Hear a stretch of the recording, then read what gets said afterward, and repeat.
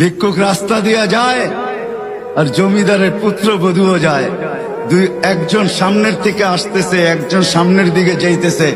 দুইজনের ক্রসিং এর সময় ভিক্ষুকের গায়ের কাদা জমিদারের পুত্রবধূর গায়ে লেগে গেছে।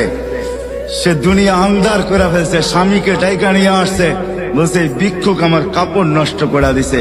সে শুধু ভিক্ষুক ছিল না, বৃদ্ধ ছিল।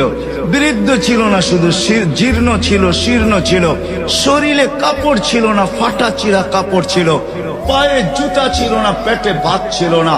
জমিদারের পুত্র সইতে পারে নাই, যৌবনী শক্তি সয়তো সয় কি কইরা তার স্ত্রীর গায়ে ভিক্ষুকের কাদা, বস সমগ্র শক্তিকে হাতে জমা করা একত্র করে বৃদ্ধের গালে বসায়। বৃদ্ধ কিচ্ছু বলে নাই, শুধু উপরের দিকে তাকায় দুই তিনটা শব্দ উচ্চারণ করছেন।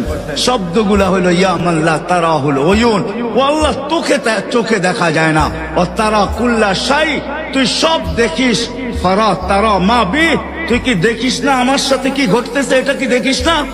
বলতে দেরি যুবক, মরতে দেরি হয় নাই। জমিদার চলে আসছে, প্রতিশোধ নিবে।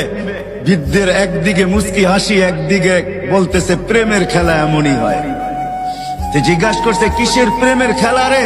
বলছে ওর প্রেমিকার গায়ে আমার কাদা লাগছে, পায়ের কাদা লাগছে, ও সইতে পারে নাই, যৌবনী শক্তি দিয়ে আমার বৃদ্ধ গালে বসায় দিছে। আমাকেও একজন ভালোবাসে, সেও সইতে পারে না,